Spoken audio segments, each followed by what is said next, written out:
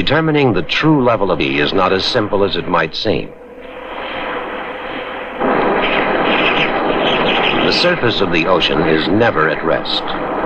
Its level changes with each passing wave. Tides also change the level of the sea.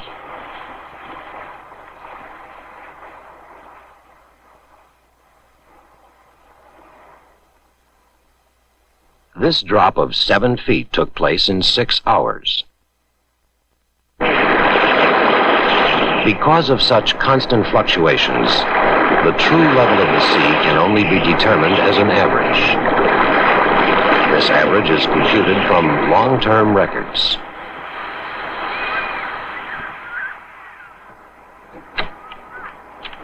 Stations have been set up along the shores of oceans all over the world to record changes in water level. Each measuring station houses an instrument called a tide gauge.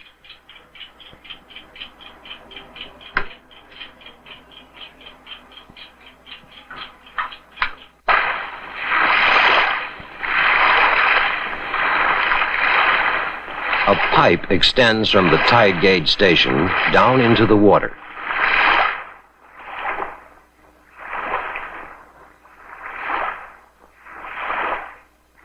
In this model, we can see how a float rides up and down on the water inside the pipe.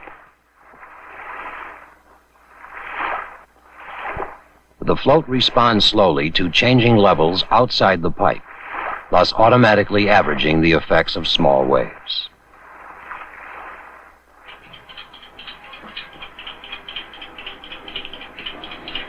The float is connected to a pen that traces a continuous record of the changing level of the sea.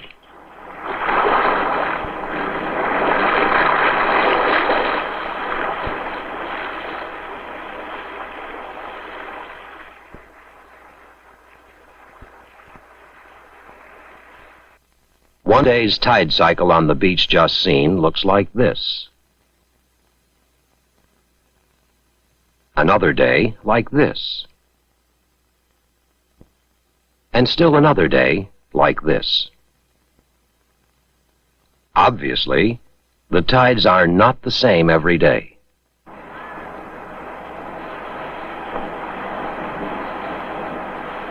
So to find the true level of the ocean, we have to know the average of its changing levels over a period of many years. This long-term average is called mean sea level, and it is from mean sea level that all land elevations are measured. Since all the oceans are connected, one might assume that mean sea level is the same everywhere. But is it?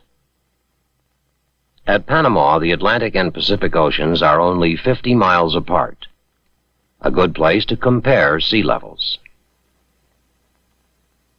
Tide gauge records from each shore show that there are times when the difference in level between the two oceans can be as much as 12 feet.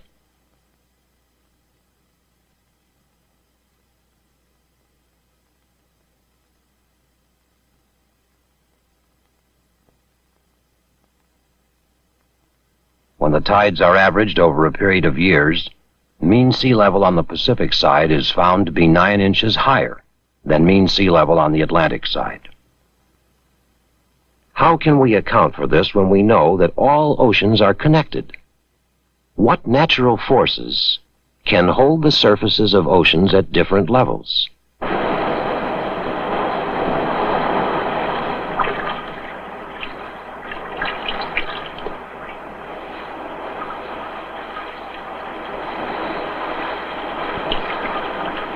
This tank represents a large body of ocean water held at different levels by a divider. When we raise the divider, their levels equalize.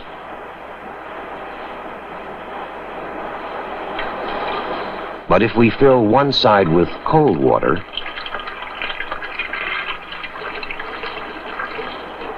and the other side with hot water,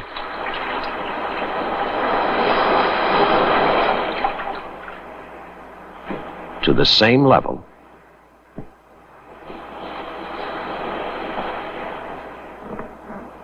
and then lift the divider, we find that the cold water is a little heavier than the warm. The two connected bodies of water balance each other at different levels.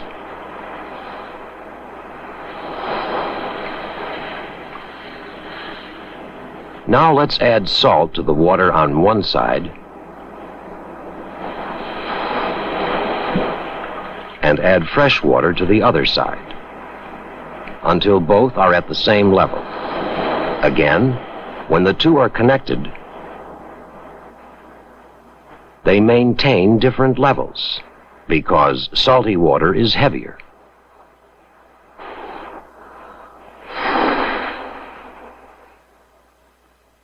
This time, with the divider lifted, if we increase the air pressure over one side,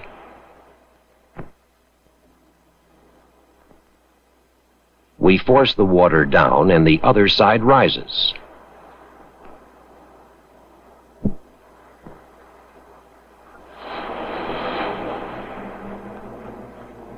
Water levels can also be affected by air currents. When water piles up against a barrier, its level rises. In nature, differences in water level result from the same causes. For example, cold water carried by ocean currents meets warm water.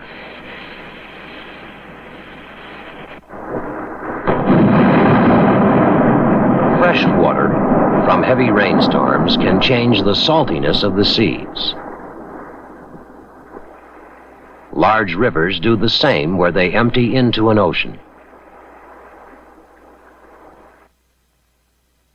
The ocean surface is slightly depressed under areas of high atmospheric pressure. Where the pressure is low, it rises.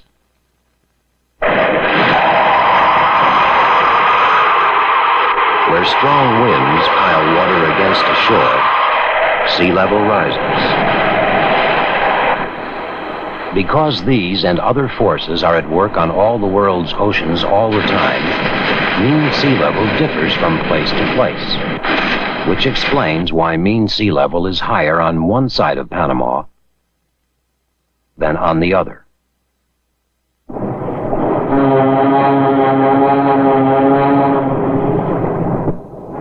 This difference in mean sea level does not affect the operation of the Panama Canal, because the canal does not connect the waters of the two oceans.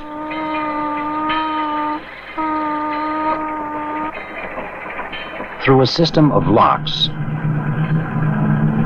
ships entering the canal are raised 85 feet from one ocean to an inland lake.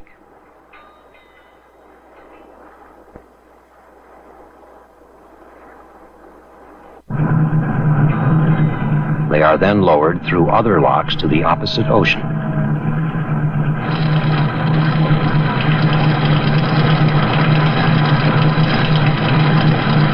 Each lock delays the movement of ships through the canal. So, for many years, engineers have been studying the feasibility of a sea-level canal that would have no locks. Such a canal would connect the waters of the two oceans, and that raises some interesting questions.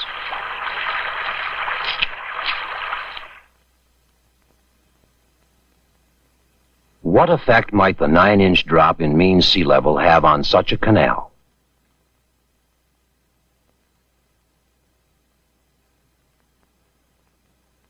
And what might daily tidal changes do to the water in the canal?